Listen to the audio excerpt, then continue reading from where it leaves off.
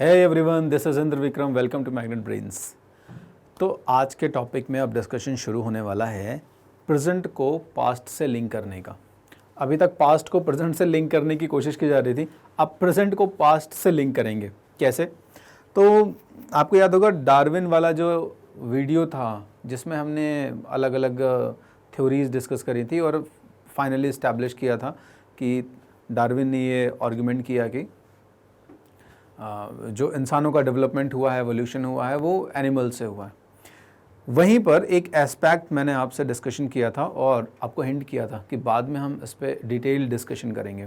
वो ये था कि क्या आज के टाइम पर जो प्रेजेंट में जो ट्राइब्स हैं वो ट्राइब्स कुछ रिलेट कर सकती हैं, हमें हेल्प कर सकती हैं हमें पास्ट की स्टडी करने में। वही एस्पेक्ट हम आज यहाँ पे डिस्कशन करने वाले हैं। तो आपने ट्राइब्स तो देखी होंगी, यानी कुछ ऐसे लोग जो आज के 21st सेंचुरी के ज़माने में भी हंटर गैदरर्स की तरह रहते हैं, शिकार करते हैं और अपना खाना नेचुरल तरीके से इकट्ठा करते हैं, है ना। और जो अभी भी इस साइंटिफिक एडवांसमेंट से कोसों दूर हैं, उन्हें नहीं पता कि दुनिया कहाँ पहुँच गई। तो एक्चुअल में आज हम ये देखने वाले हैं कि जो साइंटिस्ट हैं वो किस तरीके से अलग अलग ओपिनियंस रखते हैं और कैसे ये हमें हेल्प कर सकते हैं या नहीं कर सकते हैं, ये ऑब्जर्वेशन निकालेंगे। तो कुछ चीज़ें आपको हेल्प करेंगी ये समझने में कि कैसे हम प्रेजेंट को पास्ट से लिंक कर सकते हैं। तो इस प्रेजेंट को पास्ट से लिंक करने की स्टोरी में दो तीन टर्मिनोलॉजीज आप देख रहे हैं, ये समझना ज़रूरी है, ठीक है, क्योंकि यही वो टूल्स हैं, यही वो मेथड्स हैं जिनके हेल्प से साइंटिस्ट ये रिलेशन ड्रॉ कर रहे हैं, ये रिलेशन निकाल के लेके आ रहे हैं, ठीक है। तो एथनोग्राफी मैंने पहले ये एक्सप्लेन कर दिया आपको, ये क्वेश्चन एक तरीके से, है ना।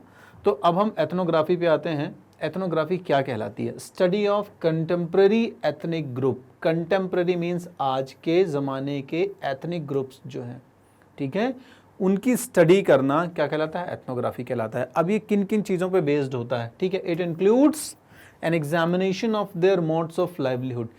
किस किस तरीके का उनका जीवन यापन का मेथड है, मोड है, किस तरीके से वो अपनी लाइफ को सस्टेन करते हैं। तो अपना जीवन यापन करने का जो तरीका है वो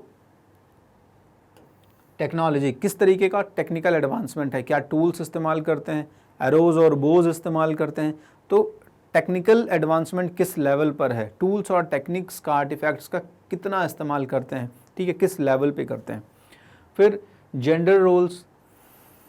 कुछ ट्राइब्स ऐसी हैं जहां वुमेन्स और मेंस इक्वालिटी के साथ रहते हैं। कई बार हंटिंग में वुमेन्स भी साथ में जाती हैं। कई बार कुछ ट्राइब्स ऐसी हैं जहां पर वुमेन्स का रोल बहुत लिमिटेड है। मेंस यानी जो मेल है वही सोसाइटी के, उस ट्राइब के मेजर एक्टिविटीज़ में इन्वॉल्व होते हैं, हंटिंग में, गैदरिंग में भी। और वुमेन्स या तो बच्चों की देखभाल के लिए घर में रहती हैं या फिर बहुत बेसिक एक्टिविटीज़ तक वो और एक्सटेंड रह सकती हैं, ठीक है। रिचुअल्स, किस किस तरीके के रिचुअल्स होते हैं उनके यहाँ। पॉलिटिकल इंस्टीट्यूशंस डेवलप है कि नहीं, उस ट्राइब का कोई हेड है कि नहीं, कैसे वो ट्राइब मैनेज करती है अपने इश्यूज़ और अपने डिस्प्यूट्स को, ठीक है। And social customs. तो रिचुअल और सोशल कस्टम लगभग एक जैसा हो गया कि कौन कौन से रिचुअल्स परफॉर्म होते हैं और सोसाइटी का पैटर्न कैसा है उनका, ठीक है। तो ये इन सारे पैरामीटर्स पे एथनोग्राफी जो होती है वो बेस्ड होती है, ठीक है। तो study of contemporary ethnic group, आज के ज़माने के पुराने जो एथनिक ग्रुप्स हैं उनकी स्टडी एथनोग्राफी कहलाती है। आर्कियोलॉजी, ये एक बार पहले भी मैंने आपको बताया था, वापस से रिवाइव करवा देता हूं आपको। Is the study of the ancient and recent human past through material remains, यानी मटेरियल एविडेंसेस के बेसिस पर इंसान का एंशिएंट और रिसेंट पास्ट स्टडी करना आर्कियोलॉजी कहलाता है। Anthropology is a discipline that studies human culture and evolutionary aspect of human biology. एक ऐसी ब्रांच है anthropology, anthro word denotes to human and logy words denotes to study, study of human beings एक तरीके से, ठीक है। एक ऐसा ब्रांच है, डिसिप्लिन है जिसमें हम किसके बारे में स्टडी करते हैं? ह्यूमन कल्चर, इंसान का जो कल्चर है, कल्चरल डेवलपमेंट है, इवोल्यूशनरी एस्पेक्ट्स, उसके डेवलपमेंट के जो अलग अलग पहलू हैं, प्राइमेट्स से मॉडर्न होमोसेपियंस बनने तक के सारे स्टेजेस वो एवोल्यूशनरी एस्पेक्ट्स में आ जाते हैं ऑफ ह्यूमन बायोलॉजी। तो मानवीय जीव विज्ञान जो है ह्यूमन बायोलॉजी का ही एक तरीके से ये एक ब्रांच है जिसमें इन एस्पेक्ट्स को ध्यान में रख के हम काम करते हैं। अब जब इन 3 ब्रांचेस की रिक्वायरमेंट्स को मिलाकर साइंटिस्ट्स, आर्कियोलॉजिस्ट्स और हिस्टोरियंस ये चीज़ पता लगाने की कोशिश करते हैं कि कैसे, यानी वो आज के ज़माने के जो ट्राइबल्स हैं उनके एथनिक, उनके लिविंग पैटर्न, उनके सोशल कस्टम्स, उनके रिचुअल्स और टेक्नोलॉजी का स्टडी करते हैं और उसको रिलेट करने की कोशिश करते हैं पास्ट से, पुरानी स्पीसीज़ से, पुराने ह्यूमन बींग से। ठीक है, आर्कियोलॉजी और एंथ्रोपोलॉजी का भी सहारा लेते हैं। तो कुछ ऑब्जर्वेशंस निकल के आते हैं। अभी क्या ऑब्जर्वेशंस है हम समझ लेते हैं। 2 ट्राइब्स के बारे में स्टडी किया गया। ये 2 ट्राइब्स में से सबसे पहली है कुंगशान। ये कुंगशान जो है ये हंटर गैदरर स्पीसीज़ है। ये कालाहारी डेजर्ट अफ्रीका में रहते हैं, आज की डेट में भी पाए जाते हैं। अब हुआ ये कि 1870 के डिकेड में, 1870 के आसपास यहाँ पर क्या था, अफ्रीकन पैस्टोरल ग्रुप के कुछ मेंबर्स गए होंगे। अब उन्होंने देखा कि डेजर्ट पे कुछ अजीब तरीके के पैरों के निशान हैं।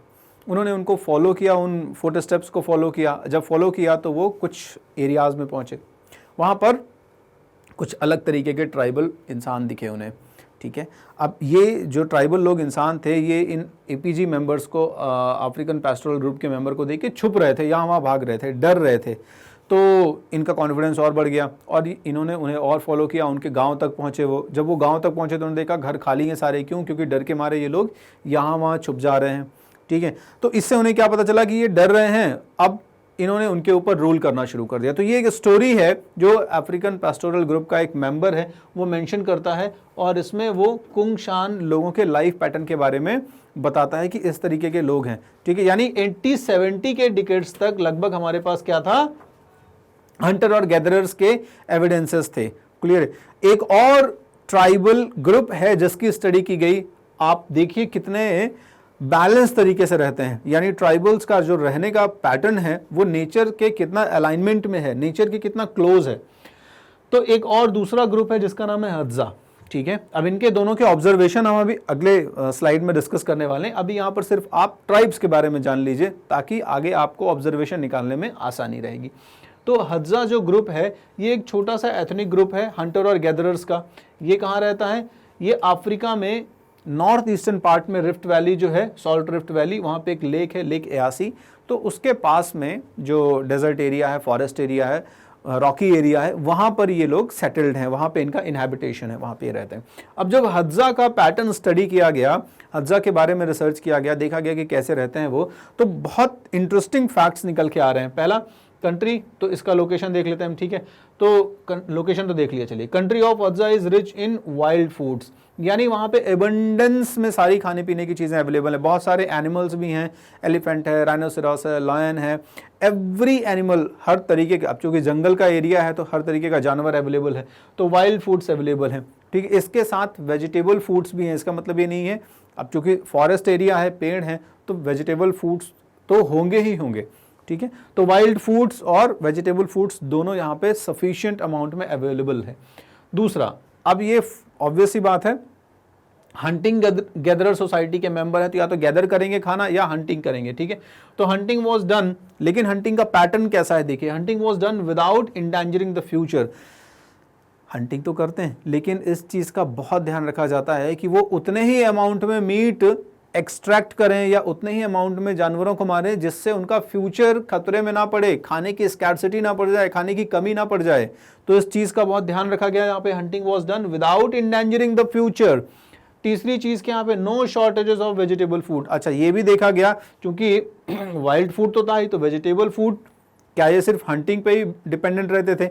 नहीं, यहाँ पे देखने में आया कि जो एरिया था वहां पर वेजिटेबल फूड भी मोर देन सफिशिएंट अमाउंट में अवेलेबल था, कोई कमी नहीं थी। जबकि ऐसा होता था कि कई बार ये जरूर होता था कि वेट जो सीजन होता था, जो बारिश का सीजन है, तो बारिश के सीजन में वेजिटेशंस ज़्यादा ग्रो कर जाते हैं, पेड़ पौधे वनस्पतियां ज़्यादा ग्रो कर जाएंगी, तो उस दौरान ज़्यादा अमाउंट में फूड अवेलेबल हो जाता था थोड़ा। लेकिन ड्राई सीजन्स में स्कैर्सिटी नहीं होती थी, सफिशिएंट अमाउंट में, मोर देन सफिशिएंट अवेलेबल रहता था। ठीक है, तो दोनों पैटर्न में, दोनों सीजन्स में जब कंपैरिजन देखेंगे आप, तो भी आपको खाने की कमी नहीं महसूस होगी। यहाँ पे 80%, अब खाने का इनका पैटर्न देखिए, 80% ऑफ वेजिटेबल फूड इनके ईडेबल पैटर्न में था और 20% मीट एंड हनी।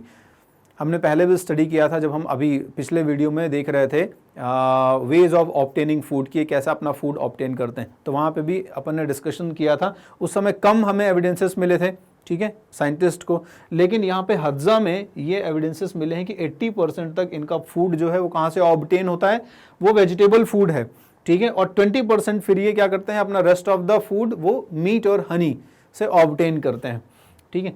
कैंप्स, अब इनका सेटलमेंट कहाँ है, तो camps are sited within a kilometre of a water source. तो इंटेलिजेंस देखिए इनकी कि इनका जो सेटलमेंट है वो कहाँ पे बना रहे हैं, ये अपने वाटर सोर्सेस के आसपास बना रहे हैं, ठीक है, यानी लगभग कुछ ही किलोमीटर में पानी का सोर्स होना चाहिए, वहीं पर इनके कैंप्स देखने को मिल रहे हैं। अच्छा, कैंप्स में खुले एरिया में कम देखने को मिल रहे हैं, या ग्रास लैंड में कम देखने को मिल रहे हैं, या तो रॉकी एरिया में आपको देखने को मिलेगा, या पेड़ के आसपास देखने को मिलेगा, ठीक है।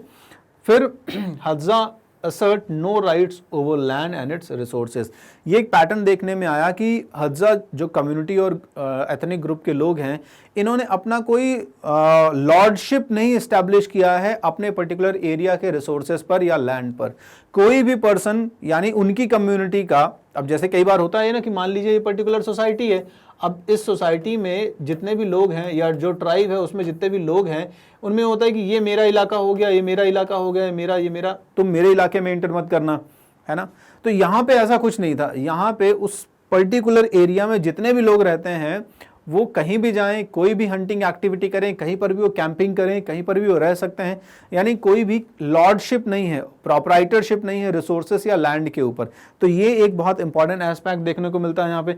ये पैटर्न था हज्जा का। हज्जा का एक मेंबर मैं आपको दिखा देता हूं, कुछ इस तरीके से हज्जा कम्युनिटी के मेंबर्स होते हैं। देखिए, बोज और एरोज का इस्तेमाल कर रहे हैं, ये ट्राइबल्स हैं। इवन इनका अगर आप फेशियल ऑब्जर्वेशन करेंगे तो कई बार इनका जो जॉ है वो भी देखिए, ठीक है ना, बहुत कुछ मॉडर्न होमोसेपियंस के पास भी है, लेकिन काफ़ी कुछ इनका जो जॉ है वो अभी प्रॉपरली फ्लैट नहीं हुआ है, ठीक है।